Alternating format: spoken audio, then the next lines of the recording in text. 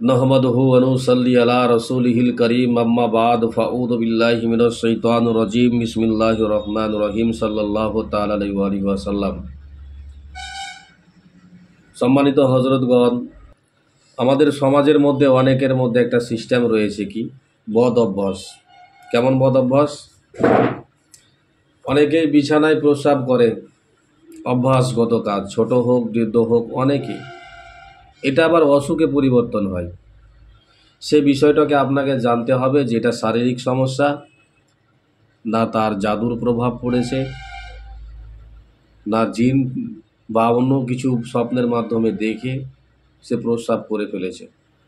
শারীরিক সমস্যা বাচ্চাদের ক্ষেত্রে অনেক ক্ষেত্রে দেখবেন এরা অনবরত চকলেট খায়, মিষ্টি দ্রব্য জিনিস খাবার খেয়ে এরা আপনার বিছানার মধ্যেই প্রস্রাব করে দেয়।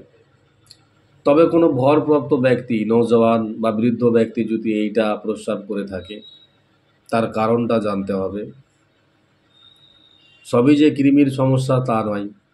অনেক রোগী রয়েছে আতঙ্কে করে ফেলে, মানসিক সন্তুলন হারিয়ে ফেলে, ঘুমের মাধ্যমে ভয়ঙ্কর জিনিস কিছু দেখতে পায়, কিছু জন্তু জানোয়ারের চেহারা দেখতে পায় যেটা জিনের আলামত। জাদুর সমস্যা হলেও অনেক বিভিন্ন প্রকারের আজে বাজে জিনিস দেখবে যেটা জন্তু জানোয়ার নয় বরং অন্য কিছু। তো এই সব আশঙ্কা রোগীটাকে প্রথমে জিজ্ঞেস করে নিতে হবে যে তার মধ্যে সেটা রয়েছে নাকি, আর লক্ষণ অনুসারে আপনাকে দেখতে হবে যে শারীরিক সমস্যা ঘটেছে নাকি।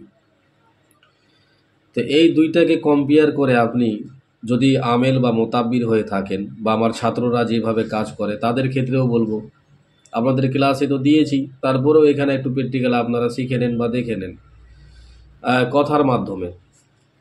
প্রথমে যদি বাচ্চা থাকে তাকে জিজ্ঞেস করবেন তার পরিবারের সদস্য, তার মা বা বাবাকে, যে রাতের বেলার ঘুমায় যখন কোনো সময় কি দাঁত কিরমির করে নাকি। যদি এটা হয়ে থাকে তাহলে আপনি বুঝে যাবেন যে কৃমির সমস্যা। অনেক সময় চোখের যে আইভ্রু বা চোখের নিচে যে পাতাটা রয়েছে, এই পাতার নিচটা দেখবেন যে পুরোটা কোনো সময় এত ফ্যাকসা হবে যে ধারণার বাইরে। যাদের চোখগুলো ডাঁসা ডাঁসা থাকে না, এদের ধরতে কম পারবেন। তবে কিছু রুগীর দেখবেন জিভটা মশারির মতো জাল জাল হয়ে যায়, তার মানে রাত্রে জ্বর হচ্ছে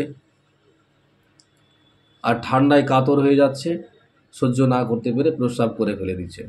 এটা একটা অন্য টপিক গেল। যদি আপনি মনে করেন যে ঔষধ বা হোমিওপ্যাথি টিপস দিয়েও এই রুগীটাকে প্রস্রাব সারাতে পারছি না, তো তার আগে আপনাকে রোগ নির্ণয় করা জরুরি। বাস্তবটা কি, জিন জাদুর সমস্যা আছে নাকি সেটা দেখে নিতে হবে। বয়স্কদের ক্ষেত্রে কি করবেন? পূর্ণবয়স্ক বা আপনার 9 থেকে উপরে যারা রয়েছে, 9 থেকে 60 বছর বয়সের মধ্যে যদি এমনটা হয়ে থাকে, এটাও একটা মেইলি সমস্যা, শারীরিক সমস্যা, যে প্রস্রাবের সঙ্গে ধাতু নির্গত হচ্ছে নাকি। যখনই প্রস্রাব করছে দাঁড়িয়ে যাওয়ার পর 2 ফোঁটা 1 ফোঁটা করে ধাতু নির্গত হতে থাকে, বেরোতে থাকে, এটাও একটা শারীরিক সমস্যা। তো এগুলো আগে লক্ষণ দেখে নেবেন। তার আগে আপনি হাজিরাত করবেন, মক্কেল দিয়ে হোক, তোলা রাশি দিয়ে হোক, বা তারই অন্তর্চক্ষু খোলান, বা আপনি আপনার নিজের অন্তর্চক্ষু দিয়ে দেখেন, যে কোনো একটা কাজ করবেন কি ধরা পড়ছে। জাদুর সমস্যা থাকলে জাদু কাটতে হবে, যেটা ক্লাসে আপনাদের সকলকে দিয়েছি, যে আমার ছাত্ররা রয়েছেন যারা দেখছেন তারা বুঝতে পারছেন। জিনের সমস্যা হলে আপনি বিশ্বের যে কোনো মুমিন জিনকে দিয়ে আপনি জিনের সমস্যা দূরী করে দিবেন, আর একটু রুকিয়া চিকিৎসা করে দিবেন। ইনশাল্লাহ এই রোগীর যে সমস্যাটা রয়েছে দূর হয়ে যাবে। তবে শারীরিক সমস্যা যদিও থাকে, আল্লাহর পবিত্র কালামুল্লাহর মহব্বতে, পবিত্র কালামুল্লাহর শক্তিতে মুমিনের জন্য তো এটা আপনার রহমত, কিছুটা সারবে।